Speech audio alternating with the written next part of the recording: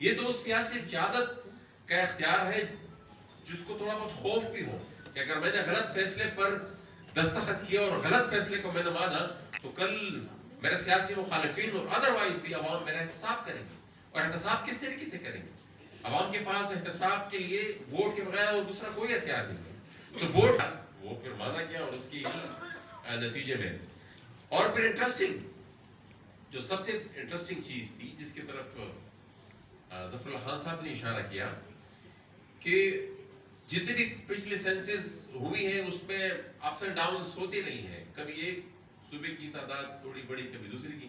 یہ واحد شاید سینسز ہو جس میں پچھلی سینسز ہم نے جو فیکٹس دیکھے آخری میٹنگ جو ہمیں جس میں ہمیں بلایا گیا تھا سینسس کے حوالے سے جو آخری میٹنگ ہوئی تھی وفاقی وزیر برائے پلاننگ اور منصوبہ بندی احسن اقبال صاحب کی سربراہی میں جو آخری میٹنگ ہوئی تھی جس میں تمام پارٹیز کے ریپرزنٹیٹیوز کو بلایا گیا تھا جو پارلیمنٹ سے باہر ہیں ان کو بھی بلایا گیا تھا. اور اس میں جو فگرز ہمیں بتائے گئے تھے اور پھر جو نوٹیفائی کیے گئے ہیں جو فگر اس میں آسمان اور زمین کا فرق ہے. تو یہ ان چیزوں کو انہوں نے بیلنس کس طریقے سے کیا ہے وہ کسی کو نہیں بتاتے. بس صرف ایک فارمیلٹی پوری کرنی تھی اور یہ ساری جو مینورنگ تھی یہ ساری جو انجینئرنگ تھی یہ صرف اس لیے کرنی تھی کہ بھائی ہم نے الیکشن ٹائم پہ نہیں کرانا. اور ہم نے اس وقت بھی کہہ دیا تھا کہ یہ ڈرائیونگ سیٹ اگر ہم نے ان کے حوالے کر دی تو وہ پھر اپنی مرضی سے اس گاڑی کو چلائیں گے اور پھر اپنی مرضی سے آپ کے مستقبل کا فیصلہ کریں گے. اور میں نے اس وقت بھی اس خدشے کا اظہار کیا تھا کہ شاید پھر 7-8 مہینے بعد یا سال بعد یا 1.5 سال بعد جب بھی ہو شاید پھر یہ تمام سیاسی جماعتیں بشمول پاکستان تحریک انصاف کے پھر اس لیے اکٹھی ہو کہ ہم کس طریقے سے ان کو الیکشن کرانے پر مجبور کریں. اب تو ٹیمپریری ایک سیاسی جماعت دوسرے کو کاٹنے کے لیے یا دوسرے کا راستہ کو روکنے کے لیے چاہتی ہے کہ الیکشن نہ ہو اور اگر ہو بھی تو مسٹر ایکس وائی زیڈ اس سے باہر ہو تاکہ اس کے بعد مجھے کھلا میدان ملے اور اس میں میں اپنی مرضی سے چکے چوکے مار سکوں. اور اس کے لیے جمہوریت کا انفارچونیٹلی گلا گھونٹا جا رہا ہے. تو یہ بڑی انتہائی بدقسمتی ہے ہماری جو ڈیولپمنٹس پچھلے چند مہینوں میں ہو رہی ہے اور کوئی پتہ نہیں چل رہا ہے کہ مثال آئندہ اس میں کیا ہوگا. یہ اس سے پہلے بھی جو پاکستان میں جمہوریت کی تاریخ پر تو اس سے کافی لرنڈ پینل تھا انہوں نے کافی تفصیلاً کافی ڈیپلی اس پہ نظر دوڑائی کس طریقے سے مختلف اپس اینڈ ڈاؤنز اس میں آتے رہے ہیں. اور پھر اس کے بعد ہم نے پھر دیکھا کہ پھر چارٹر آف ڈیموکریسی پر سائن ہوا سیاسی جماعتوں میں وہ میجورٹی اس لیول تک آئی اور اسی کی تسلسل میں پھر ہم نے یہ بھی دیکھا کہ 2008 کے انتخابات کے بعد ایک جرنیل کو وردی میں اس کو ہٹایا گیا اس عہدے سے. اور جب بھی آپ اسپیکر صاحب جو ہمارے ان کے چیمبر سے باہر نکلتے ہیں تو ان کے کمرے کے سامنے ایک کاغذ فریم کیا ہوا ہے اور جس کاغذ میں پرویز مشرف کا وہ استعفیٰ ہے جو انہوں نے غالباً اسپیکر نیشنل اسمبلی کے نام پہ لکھا تھا. تو ایسا نہیں ہے کہ ہو نہیں سکتا. جب سیاسی قوتیں بیٹھتی ہیں اور مل جل کر ایک دل سے ایک فیصلہ کرتی تو وہ بہت کچھ پاسبل. لیکن ہم بدقسمتی سے وقت کے ساتھ ساتھ معمولی چیزوں پر اتنے زیادہ کمپرومائزز کرتا رہے ہیں کہ یہ اب میرے خیال میں عوام کا اعتماد ہی اٹھ گیا ہے. اب میں یقین سے کہہ سکتا ہوں کہ یہ جتنی بھی ہماری پچھلی جو الائنس تھی یہ اب اگر کہیں اور عوام کو یہ کال دے کہ بھائی ہم نے وہ چونکہ قابض ہو گئے ہیں ملٹری اسٹیبلشمنٹ یہاں پر قابض ہو گئی وہ الیکشن نہیں کرانا چاہتی تو ان کا یہ آرگومنٹ کوئی نہیں باہر کرے گا.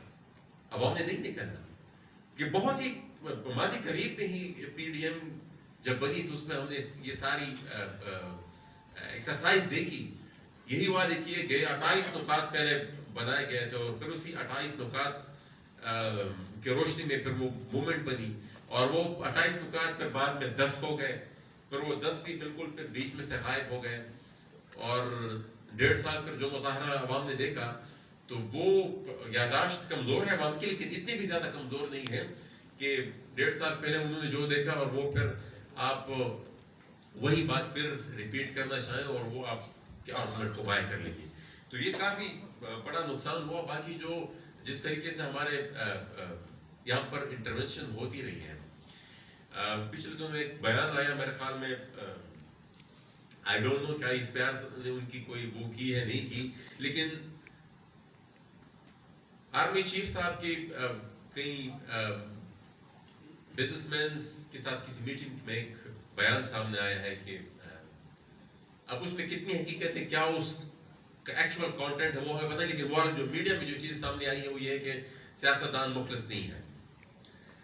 تو گزارش یہ ہے کہ اس ملک کو جتنا بھی نقصان پہنچایا ہے یا پاکستانی جرنیلوں نے ڈائریکٹلی پہنچایا ہے یا انڈائریکٹلی ان سیاستدانوں کے ذریعے پہنچایا ہے جن کو انہوں نے زبردستی امپوز کیا ہے عوام کو,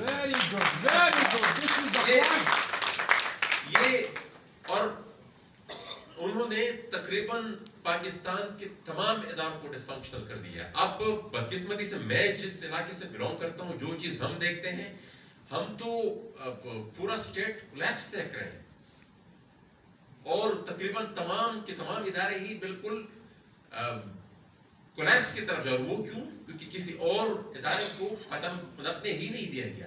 اچھا, یہ تو گورننس کی بات ہوئی. گورننس یہاں پر آپ کے مختلف لوکل گورنمنٹ کا اپنا ایک ادارہ ہوگا, پولیس کا اپنا ایک ادارہ ہوگا, یہاں پر ٹیکسیشن کا اپنا ایک ادارہ ہوگا, اور جب آپ ہر چیز میں یہاں پر واٹر ریسورسز کا اپنا. اچھا, پچھلے دنوں میں دیکھ رہا تھا ہمارے موجودہ کیئر ٹیکر جو پرائم منسٹر صاحب ہے, یہ نادر کے چیئرمین کے حوالے سے کوئی بات ہوئی کہ وہ ایک جرنیل کو اجازت کیوں دی گئی. اچھا, بڑے بہترین طریقے سے وہ اس کے لیے جواز ڈھونڈنے کی کوشش کر رہے تھے چونکہ یہ نیشنل سیکیورٹی سے بہت زیادہ لنکڈ ہے, اس لیے ان علاقوں میں اس ادارے کا جو سربراہ ہے وہ انہی کو ہونا چاہیے. تو کیا آپ یہ کہنا چاہتے ہیں دوسرے معنوں میں کہ جو باقی ان کے علاوہ جتنے بھی لوگ ہیں, ایک ادارے کے علاوہ جتنے بھی لوگ ہیں, وہ سارے شاید اس ملک سے مخلص نہیں ہے, یا شاید اس نیشنل سیکیورٹی کے مخالف ہیں, یا مطلب آپ نے تو پھر ادروائز پورے ملک پہ یہ الزام لگا دیا کہ بھائی آپ لوگ جو ہے آپ ٹرسٹ ورتھی نہیں ہے. حالانکہ ہم سب کو پتا ہے کہ کون ہوتا ہے جو نوکری پوری کرنے کے بعد باہر چلا جاتا ہے. ہمارے پولیٹیشینز تو پھر بھی یہی ہیں, وہ یہیں پہ ہوتے ہیں. وہ اگر ایک الیکشن ہارتے ہیں پھر بھی یہ ہوتے ہیں, جیتتے ہیں پھر بھی یہ ہوتے ہیں, کیونکہ وہ تو عوام کی وجہ سے ہی جو کچھ ہے وہ ہے. لیکن یہ جس لیول کی جو نیشنل سیکیورٹی کے جو ڈیٹیلز ہیں, جو کانٹینٹس ہیں جن کے پاس ہوتے ہیں, وہ تو پھر ریٹائرمنٹ کے بعد چلے جاتے ہیں. تو یہ بڑی بے بنیاد قسم کی جواز ہے, اس کے لیے ڈھونڈنے کی کوشش کی جاتی ہے. اور جب ہم معیشت کی بات کرتے ہیں اس میں بھی یہی مسئلہ ہے. معیشت کون, یہاں پر کون ایف ڈبلیو کا مقابلہ کون کرے گا؟ کوئی پاگل ہے جو کنسٹرکشن کے لیے یہاں پر ایف ڈبلیو کی موجودگی میں, دنیا میں کہیں سے بھی یہاں پر آئے ایف ڈبلیو کی موجودگی میں یا این ایل سی کی موجودگی میں, دنیا کا کوئی بھی ادارہ یہاں پر آئے جو کہ جس کو کوئی کمپیٹ کر ہی نہیں سکتا.